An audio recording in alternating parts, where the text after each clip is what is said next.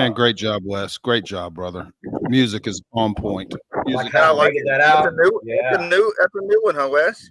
I took an online class this week. I learned how to fade a little better. Just going to get better and better, man. Verhage University, baby. Continued education. That's what it's all about. It is. Always growing. What's up, fellas? Well, welcome, everybody, man. We're on number 22. 22. We keep steamrolling through with really no plan, but somehow, some way, man, it's still a lot of fun, and we're still enjoying it. So, man, we hope you guys are enjoying it too. And man, I just re-uploaded a bunch of them to Spotify. So, I think I was out this weekend, and somebody asked, "Hey, man, when we need more episodes on Spotify?" So they'd only let me upload so many a month, but man, I think I'm getting pretty well caught up. So I put about 10 more episodes on it. So you're taking over social media, Bill. I think you're a little windy there, Phil. Hang on a second. Let's see. It was kind of a little windage. What were you saying? We just had a gust come through.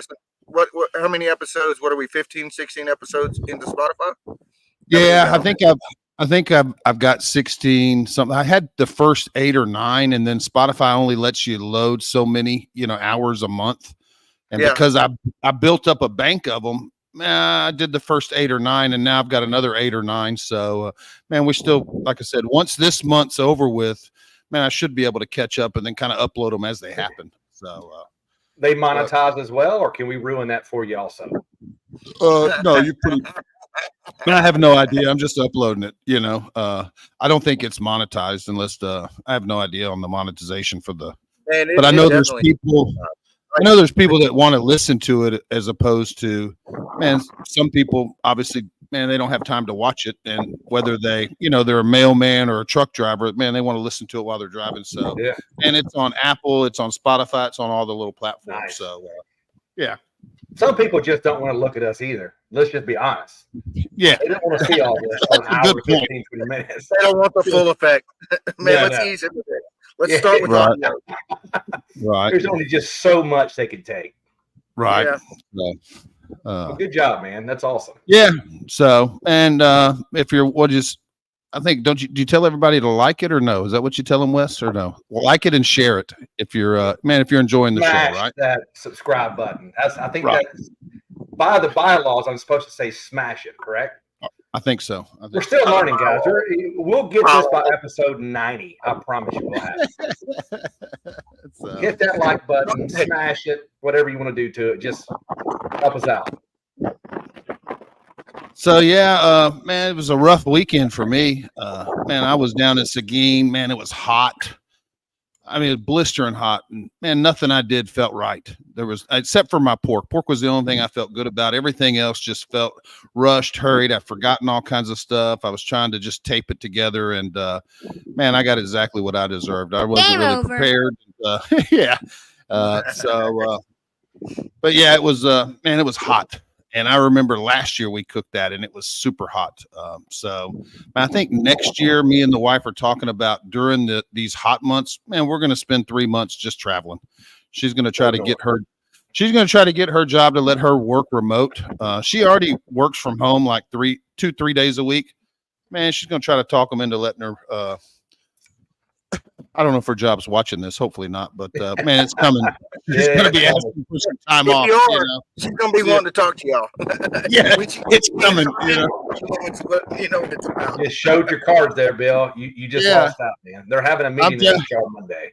Man, she's already. I told her. I said, man, we're going to need a dually if we're going to be traveling all around to pull that big heavy trailer. Man, she's already. How much are dualies? You know what I mean? She's ready. So she's ready to bite down on a dually and start yanking that trailer around the country. So guys, buy those shots. Uncle Bill needs a dually. We got to get him up north this summer. Where you at, Austin? We need you guys. and Phil's he's working on a teaser. I mean, and that ain't helping her seeing his post in Idaho and all this. Man, look, she's doing exactly what I want to do. She's ready to travel, and his pictures are doing nothing but making her want to get out and go.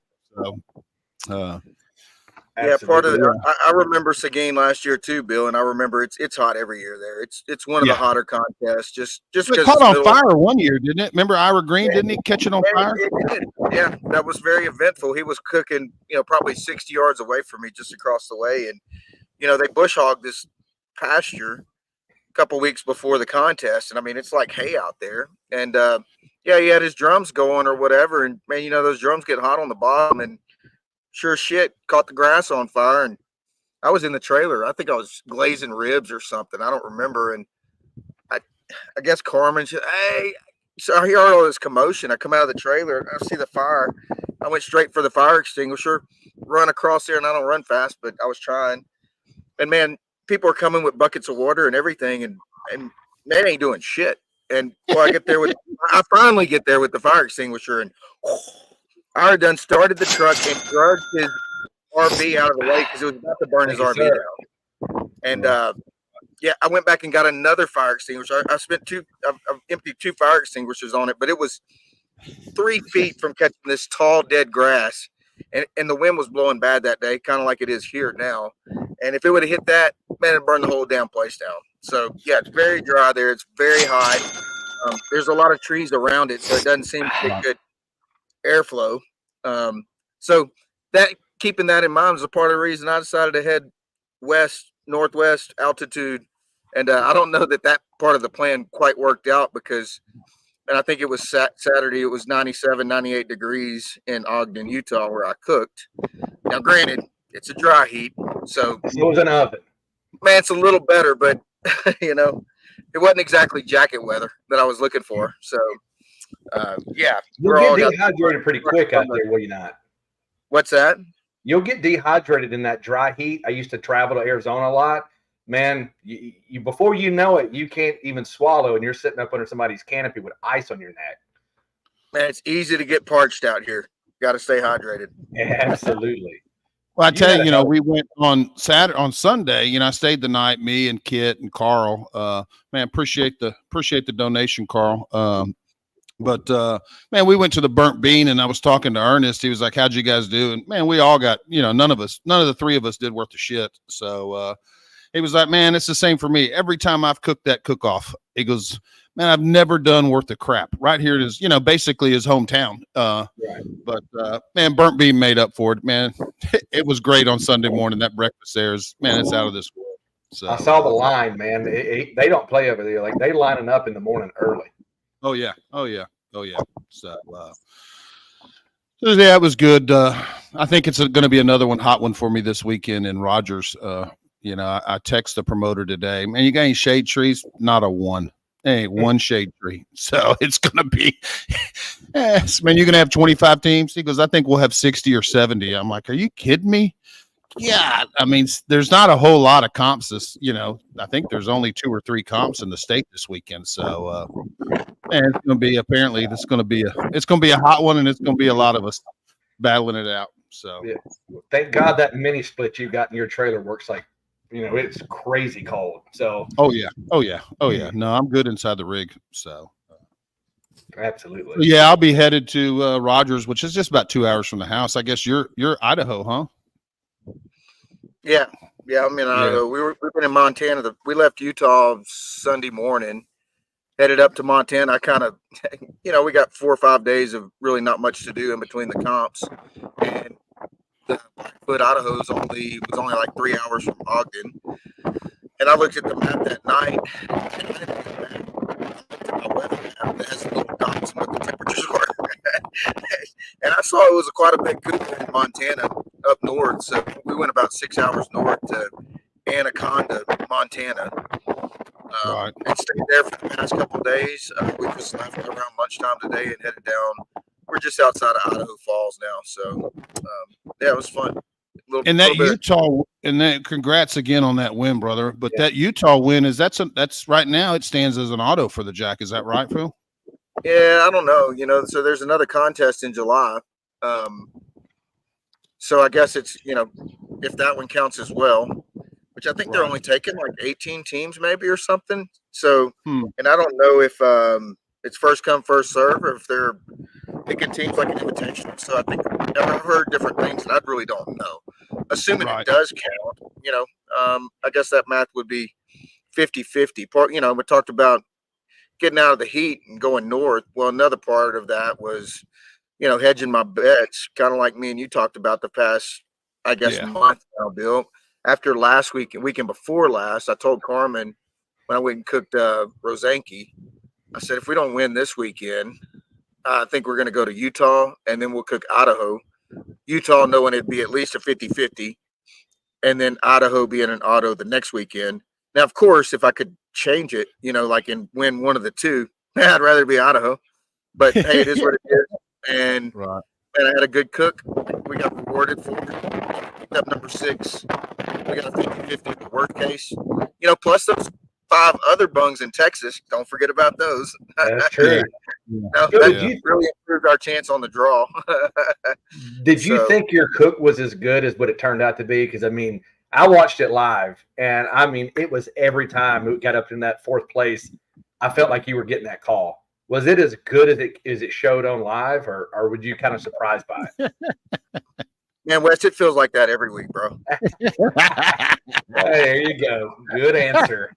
And guys, his class is coming up. Remember what he just said. But it don't always turn out like that week to week. We know that. It is nice when, man, and we did have a good cook. Really, box was, man, the money's when I slice them, man, they were money. You kind of know when you got good, and it was a good box. It turned out nice. Chicken, I talked to Bill in the past week. I've been running wings in KCBS primarily, and man, they're in the mix, but they're just not. They're kind of setting me back a little bit. I was, 173, 174, 175, 176. Nothing over that though. I said, man, let's dust those thighs off. So, Bill gave a little refresher on that, and I told Carmen, hey, you're in charge of the thighs. Oh shit, she went in. Oh man, she's like, immediately into panic mode. Like, well, I don't know, and she's studying and all built up for it or whatever. But that's how she rolls, and she did a good job with it. The chicken turned out, man, it was banging. I tasted one of those thighs, man. I cooked, I think, 13. I could have turned in, I don't know, 9 or 10 of them. Wow. Picked one out and tasted it, and I'm like, oh yeah. I cooked wings as a parachute, just in case that totally went south. And man, Carmen's like, "You gonna taste those wings?" And I'm like, "No, not really." Nope. We had time, so I did pull them off, and I'm like, I just chunked it aside and said, "Man, close the box, send it. We're good." So chicken and fried. really liked. Man, the ribs, man, we thought they were good, but nothing crazy special. So I was happy with a 4th. I thought they could have went, I don't know, anywhere from there to mid pack, just depending on how they liked them. They were cooked well and nothing crazy, but just a good rib. So man, I was happy with 4th, and then brisket. After you get those walks, 4th chicken, 4th ribs, and then 1st pork. The brisket, the slices were, man, they were perfect texture. And man, I love my burn ends. And sometimes shit gets in your head a little bit, but man, just send them. And I sent them, and they were pretty soft. They were really soft, and I could just imagine that score sheet going, man, fell apart my mouth or something like that. Just like kind of didn't need to. So after the 3 calls, I'm like, man, I wish I'd have pulled those burn ends out. I just need a safe brisket. I don't need a bad brisket. So man, when that hit 4th, it felt pretty good, and we figured we had it, but man, you just never know how that goes. It felt like we were pretty far out in front, but turns out. 3rd was Burning and Luton, and he had a 705. And Levi, Colorado Bulldog, he had a 705. So there was just fraction of a point separating those two. And man, I was a 707 and some change. I don't remember what it was. So really only won by 2 points. It felt like it was a little further than that, but you just never know the separation in those meats. And I didn't have any 180s either. I had 1st pork, but no 180s. And there were several. I think the top 2 briskets were 180s, and a couple of other meats I think hit 180. So you just never know how that's all going to go. But yeah, it felt good to have a good cook and then get good results. And we're just hoping we can get one more of those in the next few weeks or whatever. You'll get it. I was going to say earlier, that fried chicken program is pretty damn unbeatable, is it not? Yeah, it's well, man, don't kid yourself. He's got Carmen. you know, and man, Carmen don't cook a lot, but when she does, man, don't bet against her. Don't bet against Carmen. You know, and she that girl can cook, you know, flat out anything, you know, anything you throw at her, that girl can cook. So, and him putting her in charge of the chicken was probably a good thing because, like I said, man, Carmen ain't no joke, you know, and man, we're all lucky she ain't cooking full time, you know. 100%. So. Guess what her job is this upcoming weekend? You know the drill, babe. Yeah. Get ready. Yeah. Get on that chicken, girl. Yeah. Congratulations to Carmen. She's freaking on it. That's awesome. Yeah, so. Absolutely. Man, this late in the year, we're all jammed up trying to get to the Jack 5, 6, however many a lot of us have. Man, we're pulling out all the stops. You know, you can't leave nothing in the bag. You don't want to feel like I should have, right? So, and just bringing everything we got. Well, you got to do the saying, man. We're doing everything we can, leaving it all on the field. We got cases. We got cases. It finally came through, Reka. So, man, for all the guys donating shots, man, Phil's got a nice little supply of vodka. So it's I gave it to Kit to give to him this weekend because Kit lives close. So, man, we're not sure how much is going to make it to him. I think the numbers are already starting to shade. You know, we've got side bets on Kit's QC on the vodka. I wanted to make sure it was good. You know, right? And then a couple bottles broke, and that wasn't even my fault, you know. So we're already got side bets on how that's going to go down, but I'm not looking forward to getting back to the Texas heat, but I am looking forward to getting back to that supply of Reka. Appreciate you guys at Reka, and keep making that badass vodka y'all make. Hey, two things. I got to run our commercial, Bill. I got to. When you brought up Reka, secondly, would you save me at least a bottle for Waller that we can enjoy together? Yeah, I got you, for sure. One bottle. We got you. For sure.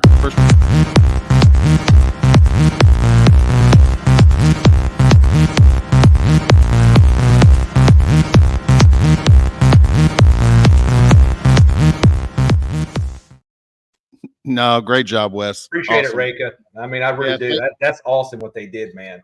Well, too, and you know, it's always good. Like I said, I mean, Phil drinks this stuff, has been drinking it and loving this, you know, lava, you know, filter. What is it? Ice.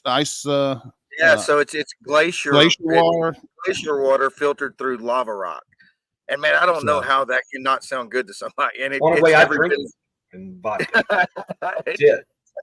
Hey, and I gotta give the props to Kit. Kit Polk's the one that turned me on to it. You know, Kit will, man, he's a finder. He can find some stuff. He's sneaky. Yeah, he's That's sneaky for sure. like that. Yeah, you hadn't tried Reka. I mean, this is a few years ago, and I'm like, I've never heard of it. And then he turned me on to it, and that's been my preferred vodka ever since.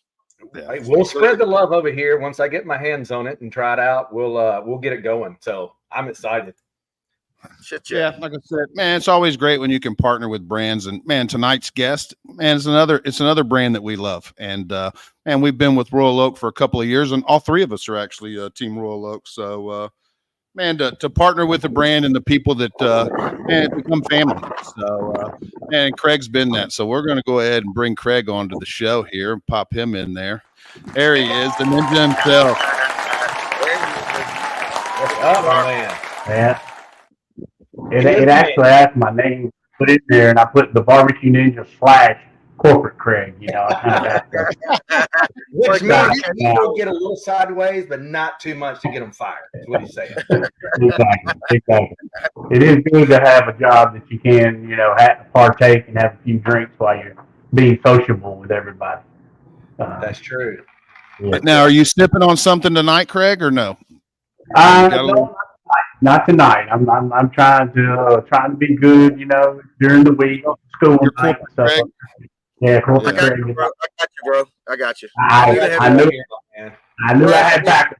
We'll do the heavy lifting. Yeah, I tell you, I can always count on y'all.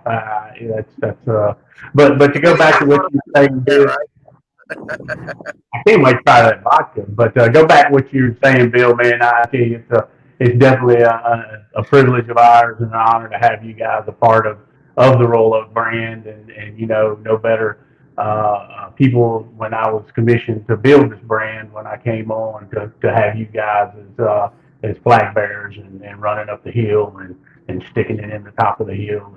And so I appreciate that from all of y'all for sure. We No, love it, it's man. man, it's a great partnership, Craig, as you always talk about. You know what I mean? You guys are, and you share our stuff, we share your stuff, man. We all work together, and the invitational, I mean the Royal Oak Invitational.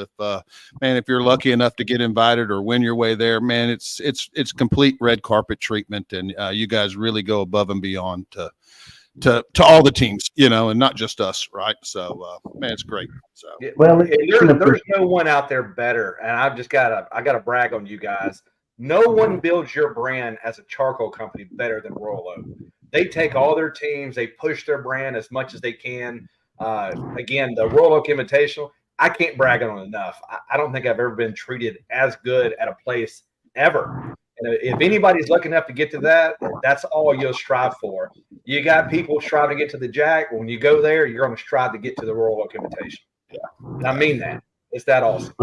It's an appreciation to you guys, and you know that's part of me coming from the barbecue side of this world. Is I know the blood, sweat, and tears. I know the miles you're going. I know the 110 degree weather you're cooking in. I know what it takes to be an accomplished cook and to go out there and do the jobs that y'all do.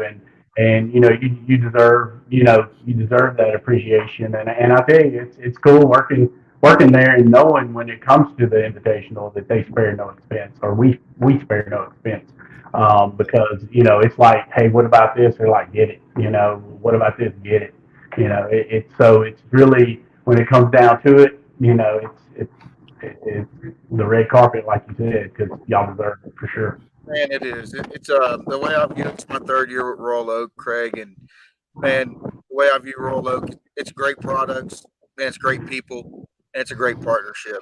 So, man, couldn't be happier to be an ambassador and fly that Oh, Royal Oak flag. yeah, Appreciate and that partnership part is 100%, you know, the goal of ours. You know, we don't want it to be a one-way street and ask you guys and not give back after you know, provide and do for us. You know, we want to make sure your success is our success, and building your brand, the more success you have is the more success we have. So it's all relative, and it is a partnership, and it's one that we take seriously, and we love to push. You know, I'm sitting here with a LC, you know. Look at All right. that. Come on. No. Go ahead and grab that rib grind too. You got it. You got it. They did alligator the other week. He sent me a text. They were doing an alligator with some game over. So, man, he's got a lot of teams and a lot of ambassadors and a lot of people with rubs and spices. But, man, you do a great job of trying to work everybody in, Craig. So, well, that's I say the beauty of me not having products. You know, I've had those opportunities, and I'm like, you know, what? I almost look at that'd almost be shooting myself in the foot, you know, because I really like promoting you guys. I like using your stuff, and I like being out there and doing what I do. I mean, I look at that alligator. I like brining in your brine. One of the rubs I used on it was JDQ. Another rub I used on it was Tristan Oliver. The one I did before that, I used his LC's chicken brine, but and then the glaze I put on it was Meat Mitch, and you know, so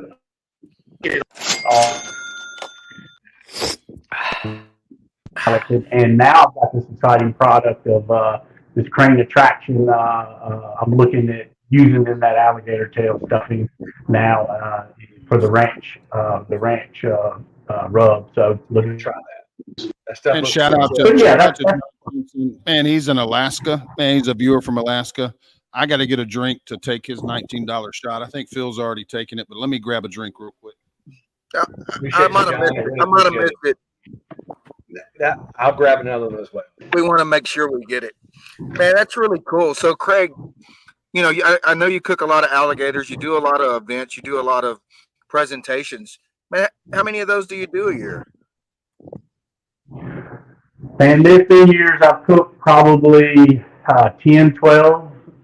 Probably cooked 5 or 6, something like that.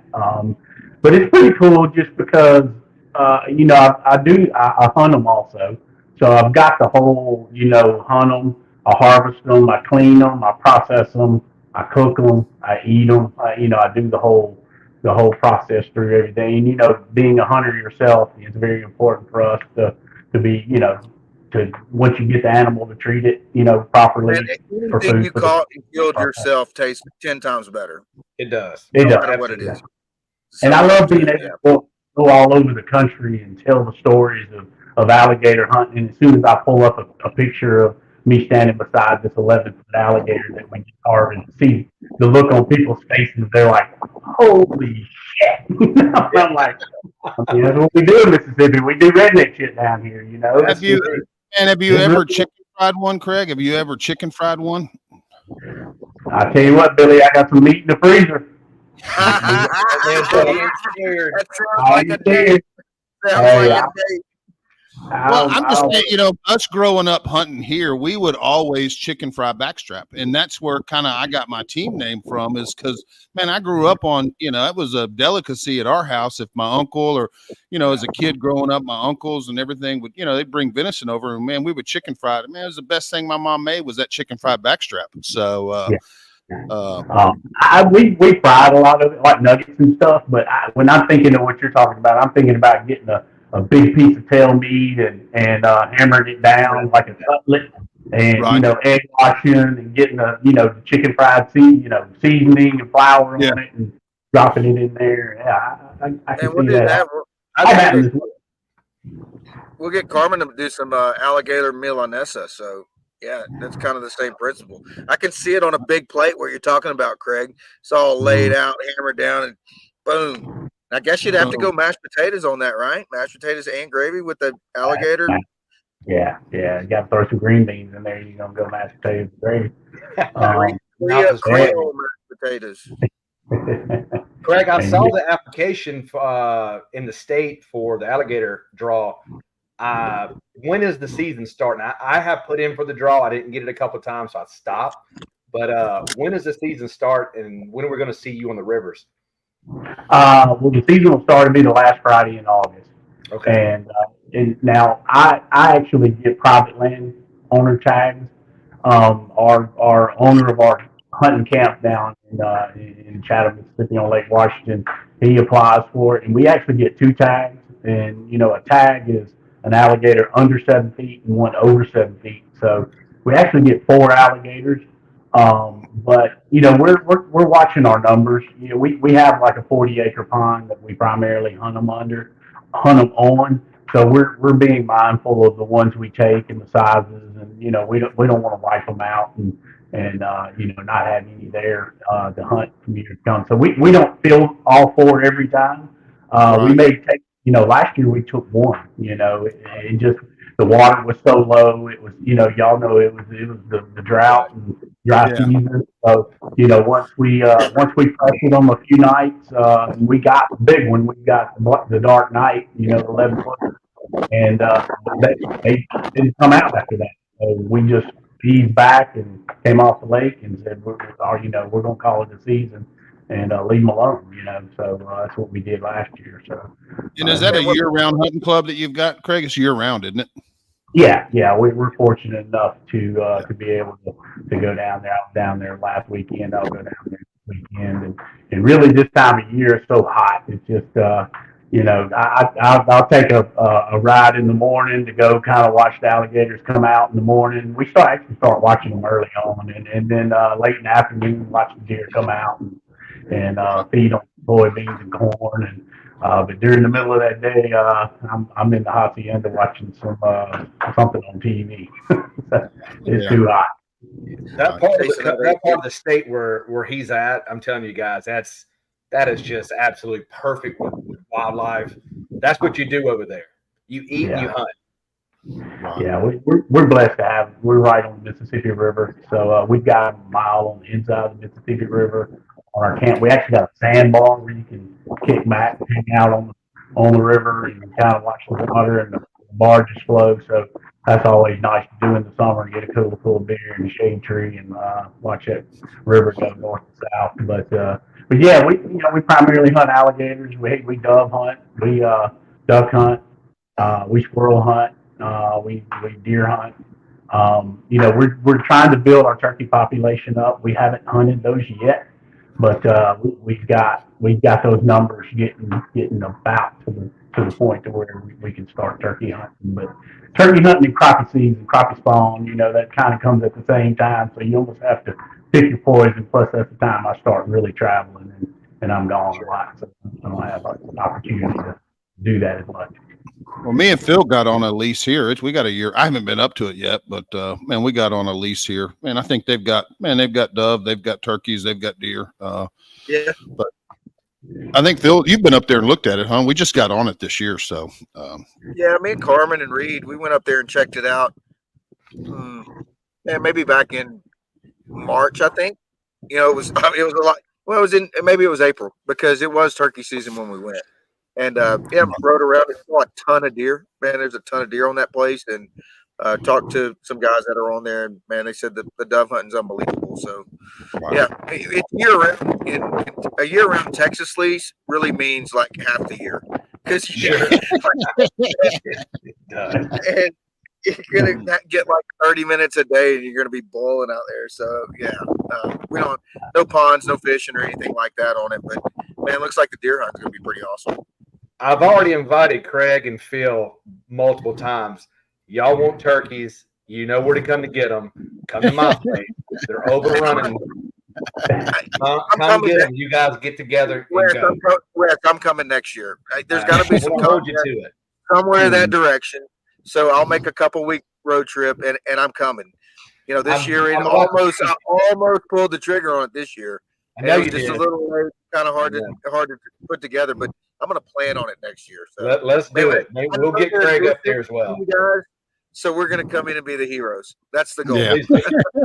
Save my corn, man. The little corn thieves. So since I got to Royal, I've really been preaching to them. Of course, I'm the only one that hunts in this, company. So about getting content at hunting clubs and filming hunting and how we cook the meat at hunting clubs and you burn charcoal and actually about almost 5 years into it, they're buying into it. So we could have some opportunities there to turn that into some into more fun, but also some content creation and have Royal Oak support that. That's a great idea, Craig. And I've been asked a million times. I get that question a lot. And, people ask me, "What's your favorite thing to cook?" And man, it's always it depends on what I don't know. We caught trout this week. We're gonna cook trout. Dove season, we cook dove. So it's whatever season it is, whatever we're hunting and fishing. That's my favorite thing to cook. That's the only time I really enjoy cooking, like outside of barbecue. Man, I just whatever we're hunting or fishing. That's right. So, we had a question earlier. Somebody asked, how long do go ahead, Craig. I'll ask it again. No, I just said to add to that, you're probably like me, when these seasons start to come, you start craving, that particular, the animal you're going to harvest or you're going to go after. You get a taste for that because, I guess it's the brain or mind programmed into it's that season, and it's nice to have the changing of the season, so like you got crappie season, you got turkey season, you got, bass fishing in the summer or whatnot, hitting the coast, hitting trout, rolling into dove season, right after dove season comes deer season. And then when deer season gets done, man, you're shifting gears for turkey season. So it's fun. It keeps it interesting and keeps us busy. I love it. We'll be getting some content this year at the deer lease for sure. So we definitely will be getting some content. I need to film that personally. So I need to come over. Right. And, You're in. Right. There you go. Shout out to the barbecue store, man. We're starting to carry. Dustin got the rec text today. Big announcement. He's carrying the rec text at the barbecue store. Man, I also want to give a shout out to my pits are burning. Kevin, these guys went up to Washington and man, they got third overall. Man, they held their own. So shout out to Kevin, Bobby, and Manuel. Man, you guys did a great job. So that was awesome. Congrats. Yeah. That was a close one too. It's I saw that and I saw his picture on there. I was like, "What the hell is Manuel doing in DC?"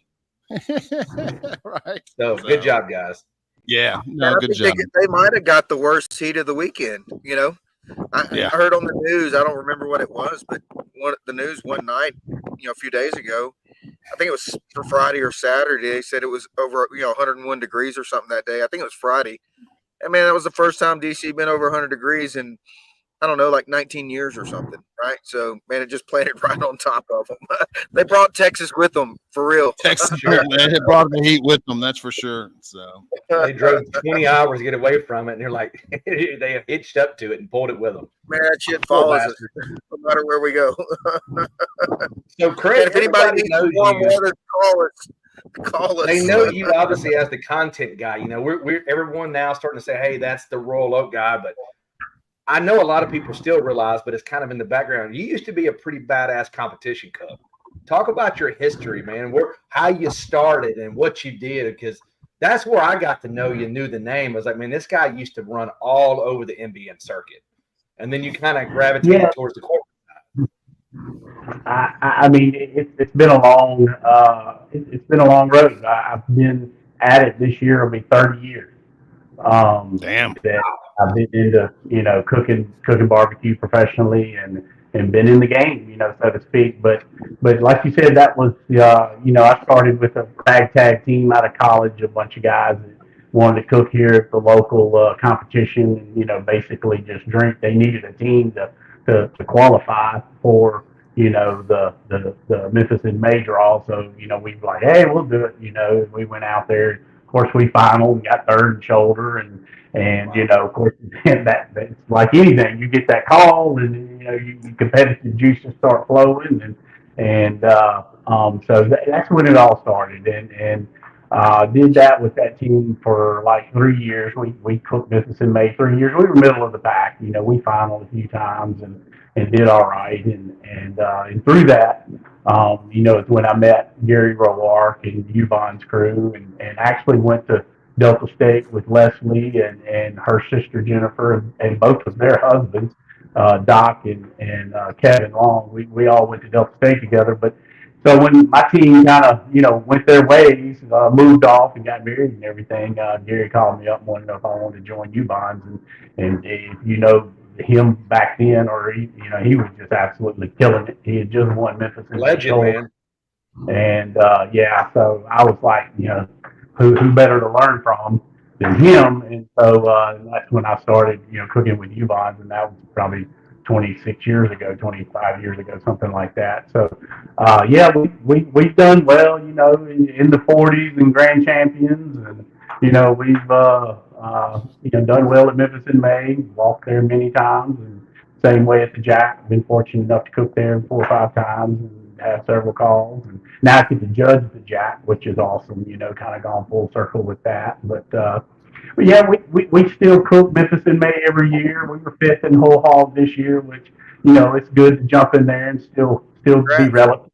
Yeah, appreciate it. And we cook hogs for the calls every year. We had a couple of calls down there this year, and so it's good to get in there and get the competitive juices flowing. But I tell you, Wes, to me now, seeing you guys get calls and seeing these new guys too that come on and get calls, and seeing how how happy you are, that's everything to me now. I mean, I get more out of that than getting them anymore. And seeing and being a part of you guys' success. I mean, it's that's a whole lot more fun to me now, and it's a whole lot more less pressure.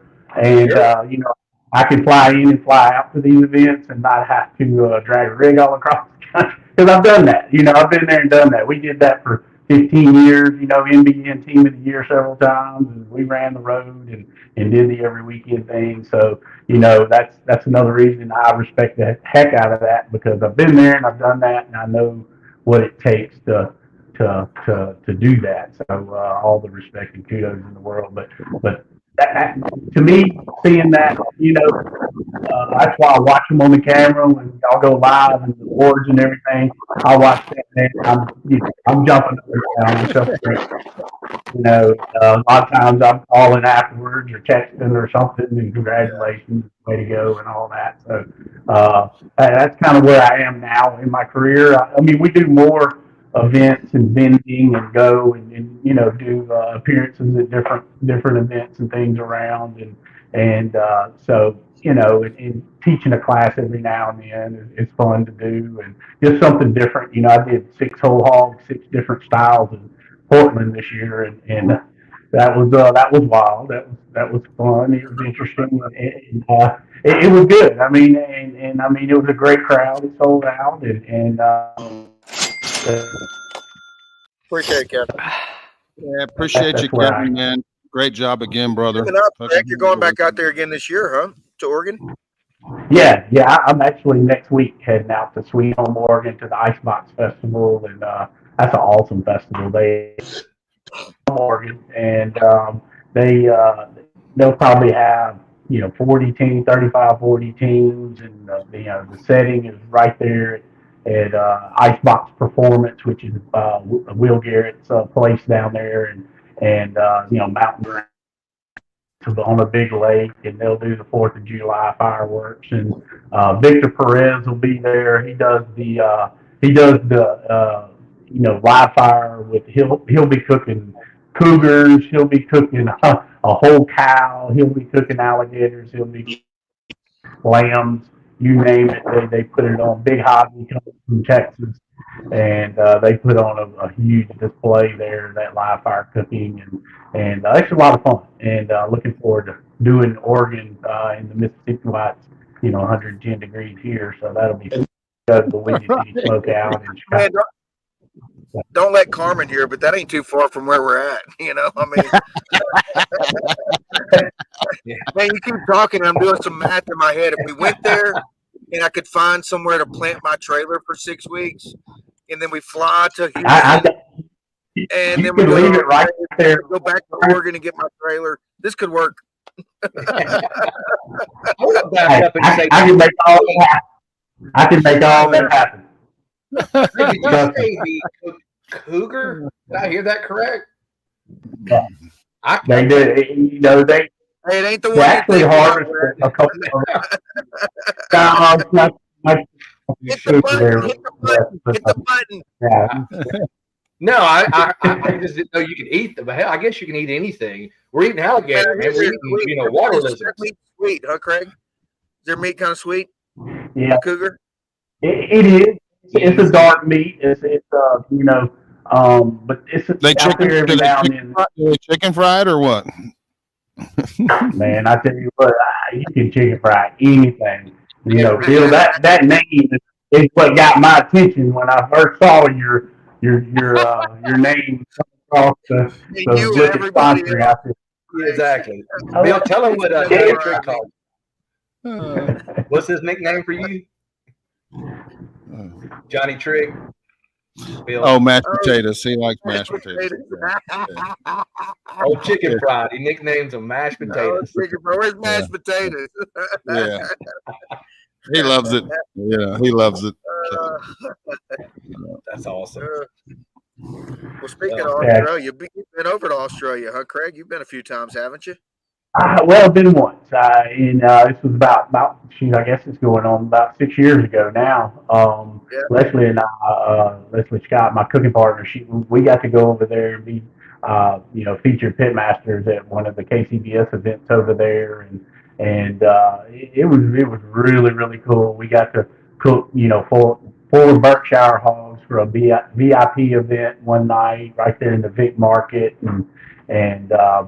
but I really enjoyed it. I tell you, the barbecue culture over there is really, really happening. It's kind of still getting going a little bit in its infancy. I like the fact that guys were out there in tents and they were cooking on homemade grills, and it was kind of takes you back to your roots, of kind of doing it a little bit hardcore. But they didn't have the trailers and the comfort. They were going at it, but yeah, it's a great barbecue culture over there. I know y'all are gonna have a blast, and can't wait to see that. I'm gonna get y'all hooked up with some folks over there before you go because they're gonna want to meet you guys. That's for sure. They don't need it, Craig. They don't need We're it. looking forward to it, man. It's sneaking up on us. It's coming quick too. It's coming quick. Exactly. Yeah, it's coming. I don't know. It's busy right now. We're chasing the jack, and then we're gonna like cook a contest and hop on a plane and go to Australia. So it's definitely right around the corner. Appreciate it, sir. Appreciate you, Serge. Thanks, Bubba. So, Everybody watching this, just so you know, if you break off from your job and you just do barbecue full time, you too can travel the country, travel the world, win content. It's super easy. Tell them about it, Phil. Just making money hand over fist. You're guaranteed fourth or better at every contest. I tell my wife all the time, just because it looks easy don't mean it is, I tell my wife all the time. it's really hard, and you can tell. Oh, so those pictures look good if you don't understand what it takes to get in the picture. Good, and man, shit, we're blessed to be able to do this.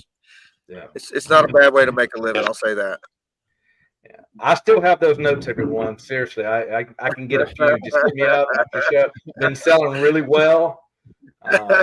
You just squeeze a little bit more out of this. And Greg, if you ever want to get back in it, I'll just give you the notes. Don't you worry about it. What was the discount code? Discount code is fuck 'em. It's 100% off if you put that discount code in there. Shit.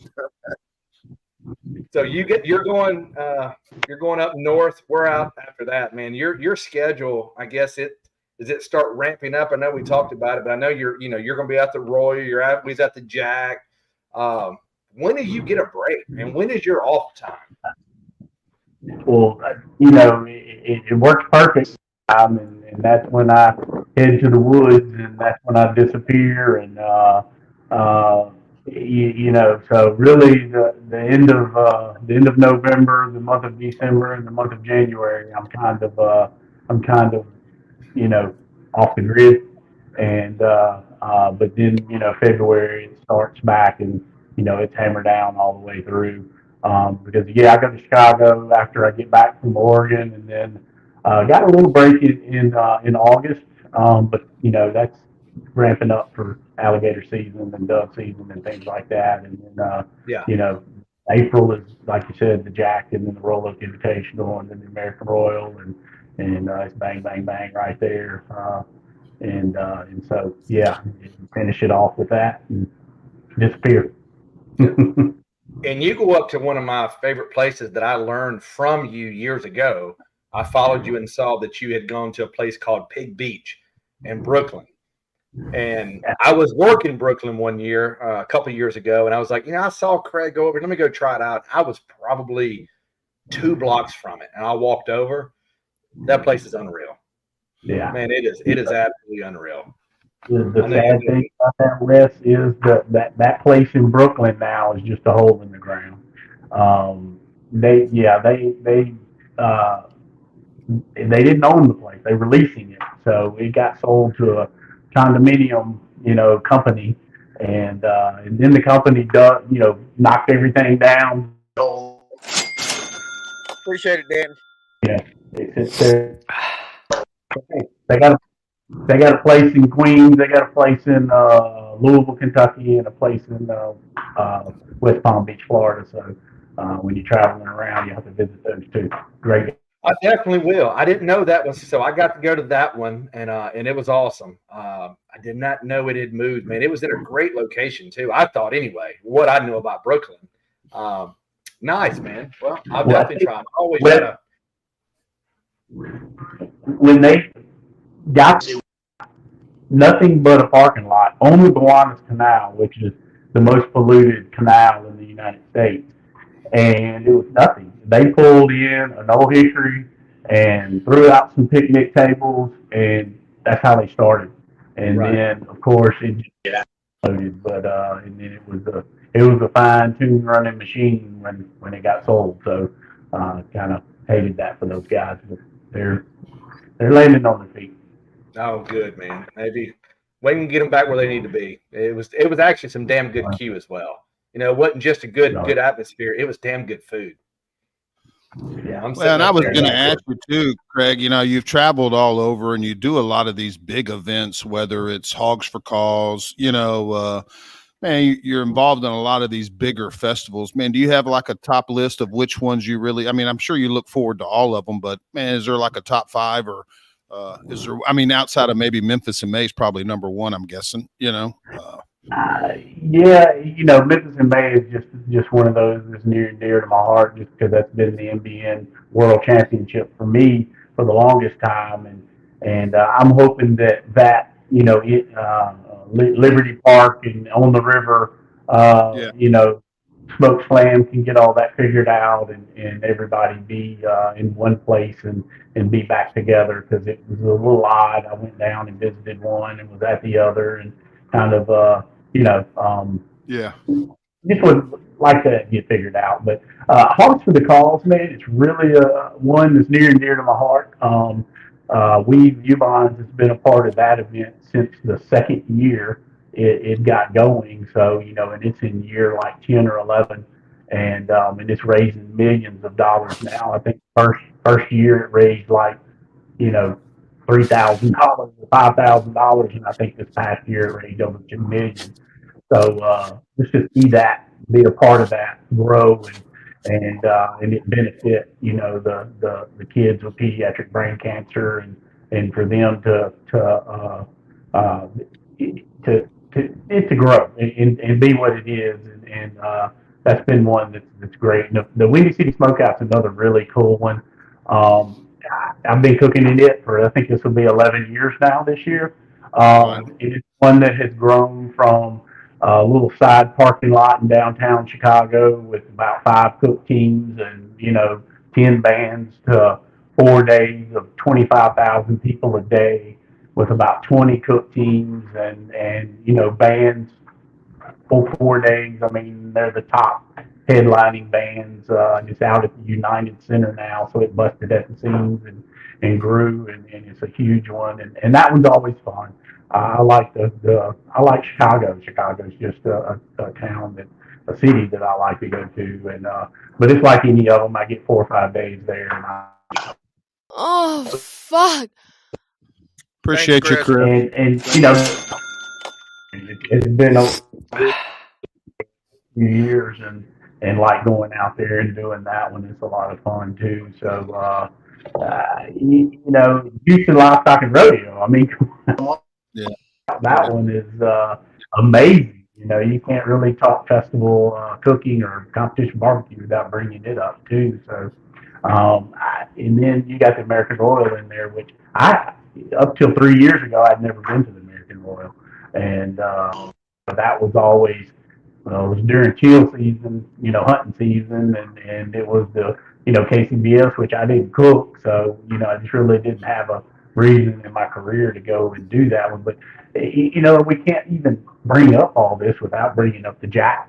I mean, I mean, that's just an amazing, you know, world championship on some baseball fields in a, you know, a town of a population of 900, and you just get that. It's just something about it when you get there. I mean, y'all, it's just the enormity of it and the simplicity of it all together is really amazing, and to get to go and to, like I said, to judge that now is such an honor and such a privilege, and so yeah, they're all good ones for sure. And do you see it, man? You see, I mean, obviously, you know, we run pretty hard, these circuits, as far as the competition circuit, but I feel like there's a whole nother circuit that's happening on these festivals. And, you see, man, a lot of like more successful brands that are involved in these festivals. Man, do you see those guys getting bigger and bigger every year? Because it seems like a lot more public's involved with the festivals, which, man, that's the element that everyone talks about competition barbecue missing. But, man, a lot of the festivals, they seem to draw in a lot of public. Well, to your point there, I think the one festival that really got things going with event and vending and festival barbecue is the Big Apple Barbecue Block Party that was in New York and Manhattan for many years, and it brought barbecue teams from all over the nation there, and they would actually close down the Madison Square Park, and we would cook 2 days there, and have 100,000 people come through there, but it would just kind of brought all your top restaurants and stuff in and to cook there. But it's like us, we came to a crossroads. We had products, and Ubon's did. They had Bloody Mary, they had a sauce, and we were like, okay, we've done our thing on the competition circuit. They've all got their own sauces and rubs now.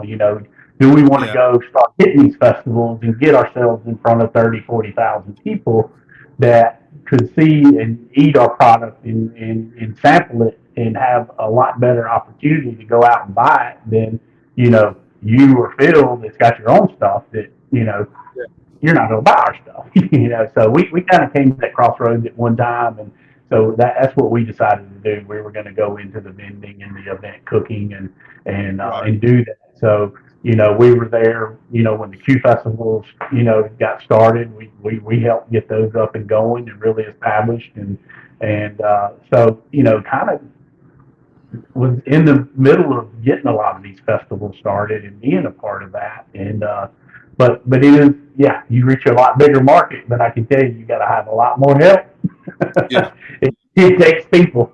It takes a small army to pull off one of those things. So it does. But it's definitely a trend that's going on, and it's one that's working well. There's several that's done there in Texas. Seen those come up and happen there. So, but I enjoy it. That's kind of where my brand, the BBQ Ninja, really got legs, was getting out and being in front of people, and the social media was good and all that, but man, it's one of those things we always said, if you're gonna be in the carnival, man, you might as well be the monkey. And I love it. I love it. Hey, you also tapped on that, Craig. Everybody looks like a monkey more than me. So that's when the flamethrower got broke out, and that's when we wanted to get people's attention because hey, we were in competition. We had to sell stuff, and so. But also the people enjoyed it and enjoyed the show. The kids loved it. Gave out bandanas, still give out stickers and do all that. So just made that a lot of fun. And that's like I said, that's what I enjoy doing now. And so I look forward to getting out in front of people. I say I cook for the people. That's kind of what I do now. Right. I'll let you guys handle those judges because you got them. You got them figured out pretty good. I don't want to play y'all's game. I get dusted up. That game has gotten expensive, a lot more expensive now. We know you got two names. We know Corporate Craig, and we know that name. But you're also the BBQ Ninja. So how'd you get that name, and when that come about? What's that story? I think it's a pretty cool story. I mentioned earlier about us going to New York and doing the Big Apple Barbecue Block Party. Well, one year we had a film crew that was doing a documentary on Ubon's, and we were up there, and the film crew was up there, and they had the cameras rolling, and those outdoor festivals, even before I got the nickname, I put on a bandana because I sweat a lot, and outside I wear sunglasses, and so I was just kind of off to myself, you getting ready. It's game day, you're getting ready, you get fired up. So I was off to the side, and I put the bandana on, and I put the flashes on, and I had the fans clapping, and I turned around, the guy had a camera there on me, and I just look at him and I just do a bow and kind of throw it up, and he's the one, the camera guy's the one that said the BBQ Ninja arises, and that's where it started, Phil. I didn't really embrace it at first. It was just kind of, something impacting, something joking. But, we mentioned also about going to Australia. Well, I was in the airport. Leslie and I was in the airport about to fly to Australia, and I got the call from Chop Grill Masters to go on the show. And so I was like, man, that is really cool. Here I am in the airport, about to go to Australia, getting a call from Chop. All this is really, really starting to get some momentum. Well, when I went to Australia and they introduced me to the crowd, they introduced me as the BBQ Ninja. And so, and the crowd reacted. They loved it. They, enjoyed it. And I was like, there's something to this.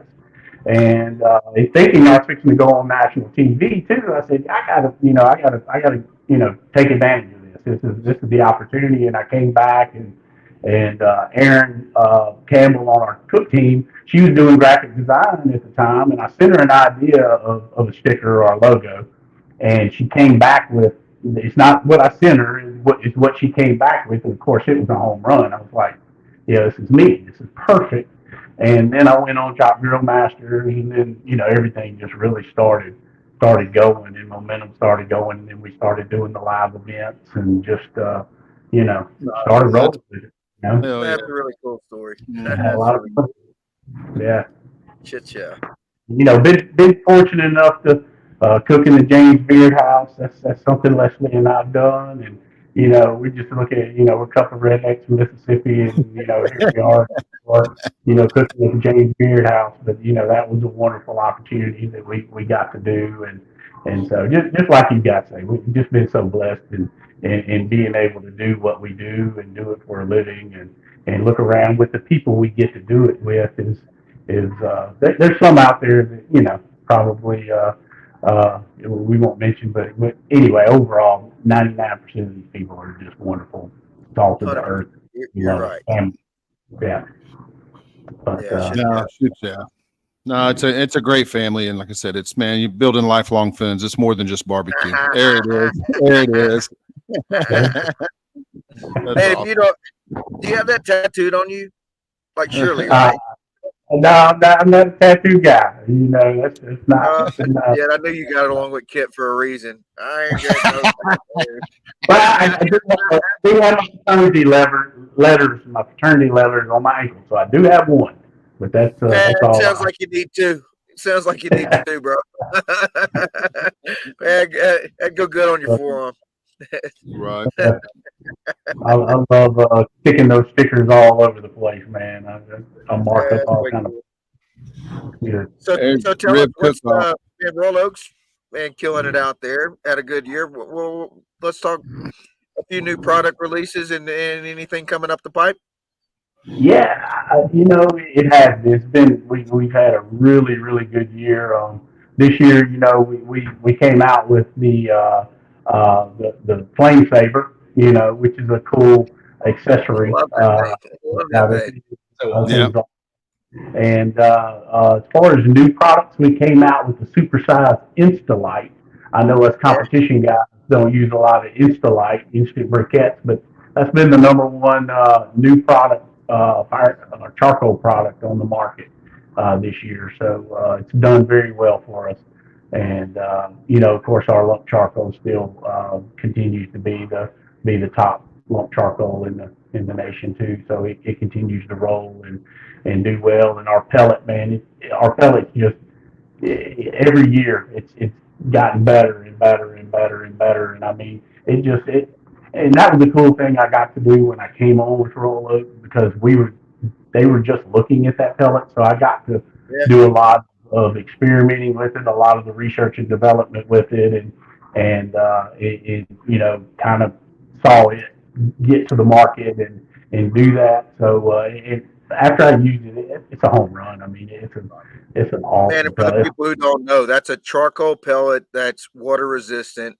Man, we've got a RegTech 1070C on the back porch Carmen loves to knock out a lot of meals with, and that is hands down her favorite pellet. to cook with. Yeah. So, I and y'all mean, check them out. That. it's 100% charcoal, and there's nothing else in there as far as a filler or binder, and sometimes we get hey, it doesn't have any charcoal taste. Well, it's 100% charcoal. I don't know how it can't. Unless somebody says it doesn't, I don't know, but yeah, that pellet has continued to. And what they mistake that for is the meat drip on lit charcoal. Yeah. That's what they're mistaken. But whatever. Yeah. Right. Yeah. And there's a lot of pellet grills that are coming out with the direct sear option and the high Yeah, heat for option. sure. Yeah. And direct flame. I had You get that drip, and you'll get more of that for sure. Yeah. I had one when we were doing the R&D with it. I had one of those little pit bosses where you slide over Slide the little deal in the middle. Yeah. You go drip right in there, and you got the flame sear. So it was really good for that. But yeah, I tell you, we got some things in the pipeline for next year. Can't say just a whole lot about. Man, we figured you could, but we figured we'd try. But, yeah, but it's exciting. It's really exciting working for a company that wants to innovate, that wants to, hit the market with new product, that's out there, working hard to gain market share and to just be better. And they want to be the best. And I was an ambassador of Royal Oak some 7 years ago, I guess going on 7 years ago, and they didn't even have a marketing department at that time. So until it sold, some 6 years ago, and this new management team came in, and then now it's like, hammer down, and so it's just that's what made me decide to retire a cush insurance job at 25 years and come on and do this full time because they were ready to get after it, and I was ready to get after it with them. Yeah. But that also leads to how good the product is. That they grew the market share they had with no marketing. I mean, not the marketing, the product market share. When nobody really pushed it, and there's red bags everywhere. Now you guys have taken it to a whole new level. But where do you go? You don't see the big red bag. I mean, man, it's just synonymous with charcoal. I mean, yeah, everywhere. Well, yeah, there's competition coming in. I mean, there's a lot more. They're all nipping at the heels now, and but yeah, it did a lot without a push, but now we got two hands and 2 feet pushing it. So we're seeing the results of that too. And we have a question. We have a question from the crowd about applications opening up. I don't think it's opened up the last couple of years, has it? Has it, Craig? It's kind of just. Yeah, it's one of those bills. They have the ownership has their meetings and stuff in October, and they usually come back to us after that and let us know if we're going to take on any new teams, or we need to hold our teams at status quo, or we need to decrease our numbers. So like 3 years ago we had to decrease our numbers, and last year we had to keep our numbers the same. So we didn't open up the application process, but I can tell you just through being on social media as much as I am, and Christian and the others, and being out in the competition world as much as I am, and having you guys out there as boots on the ground too, and referring teams, and we know who's out there, and we know who's hustling, and we know who's doing things, and when you guys refer people to me, I mean, y'all know what it takes to be a sponsor team of Royal Oaks, and to be in the family and have that partnership with us. So that's kind of where we are. We vetted that for several years, and we feel like, hey, we've got the best of the best. We'll cherry pick some along the way, but I don't foresee it just being a wide open me go through 400 applications again and have to get that figured out. But so just to say that, it doesn't mean that we're not going to take on new teams, because we do. But it just may not be an application process. But if a team out there can get into somebody's ear, or I even email me or send me a direct message or something, I've got a list, of people. Yeah. that have done that we've considered in the past. So, And let's clarify something as well. Royal Oak is not skimping whatsoever. They sponsor. I would hardly say 3 times as many as the next company out there. I mean, you guys really get behind. And what is it? Do you have a total on it? 100, north of 100, right? no, we're probably in the 90 80 range, maybe 80 a or little more. 85. It's proprietary, Wes. It's proprietary. Yeah. You know. Yeah. I know at one time it was over that, and there was no one out there even close to that number. So, and you know, our program, you know, I guess it's one of those two. When you have success, you get copied. You know, just like you guys, when you have success, you know, people are going to be doing what you do, and they want to cook with what you cook and how you cook. So, but I think by having other companies out there copy our sponsorship program, or not even so much copying it, but getting into the team sponsorship program, that doesn't do anything but give you guys more resources and give you guys more companies that are getting behind you and that are providing you with products and resources that'll help you be more successful. So that's just one of those things. The success of our program has spawned a lot of attention from companies and corporations that want to see that same success, and they get behind you guys and with whatever product they may have. It may not be charcoal, it may be, you know, something else. But even soft and rub companies have kind of gotten into the sponsorship thing a little bit, just to, you know, hey, you know, you see it work, roll with it. But we will say Royal Oak has set the bar very high. Yeah, for sure. Yeah. For sure. I appreciate that. They have they understand what you guys mean to us, and we'll keep that bar up there. That's for sure. Hell yeah, love it. Well, shoot, man, we're kind of getting to what are we sitting at? About an hour and 10 minutes. So, man, I think there is a promotion going on right now. I might want to touch on that real quick before we shut her down. Smoking with Royal Oak, I think, yeah. Yeah. If you've seen on our social media, or if not, you can go to any of our social media. It's a hashtag Smoking with Royal Oak, and you know, it's a contest that we've got some different prizes on. The grand prize is a Smoking Brothers Inferno pellet grill, which is it's not even on the market yet, but it is a high heat searing pellet grill that pairs wonderful with our pellets.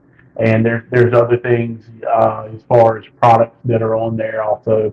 So just go on the Royal Oak site, see how to enter, and be sure to use that hashtag Smoke with Royal Oak, and you know, that way we can see what you're cooking, and you know, hopefully you win that prize. Yeah, and this is for everybody. This is not for the sponsored teams. This is for the general, you know, for everybody. The whole contest is open up for everybody. So, man, if you're not a Royal Oak team, man, it's free to enter. Just start tagging it. So, and Mr. Brisket's got one of his competition boxes on there. I don't know if you guys seen that, but he's got a competition box. He does. Got the chicken thighs already trimmed. It's got the pork collars already in there. It's got the brisket on trimmed and ready to go. So that's one of the prizes on there too. So I wanted to mention that. But yeah, it's fun. It's going on right now. So jump in and win it. Yeah, it's a pretty badass box, man. It's sweet. Shit, yeah.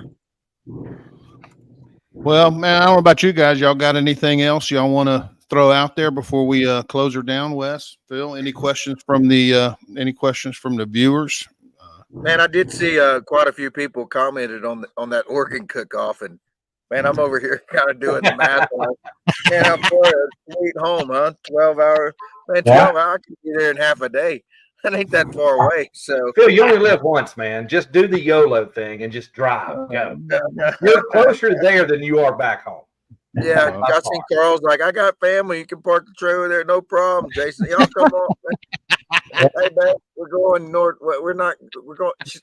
Hey, it'll be 10 hours in before she figured out we're going the wrong direction. Hey, I promise you will not regret it. You will not regret it. Nobody tell Carmen where we're going. It's going to be a surprise. We want you in Oregon, man, or as they say, Oregon. We want you to surprise us. And I'm just glad he's not going to Rhode Island. You know, so, you know. Ain't nothing decided yet. You never know. No, Phil, Craig, thank you for everything you do, man. I know we said that at the beginning of the show. Man, you got $25,000 payout in the chat, Phil. 25 grand payout in Oregon. You want to put the lifestyle up, you got to go pop this thing to get back. Right. Hey, we can make it happen, Captain. Trust me. I say that's it. We'll close this out, Wes, with some music. Appreciate it, Craig, and we'll stay online. Thank you, guys. All right. Go Troll, baby. See you guys next week.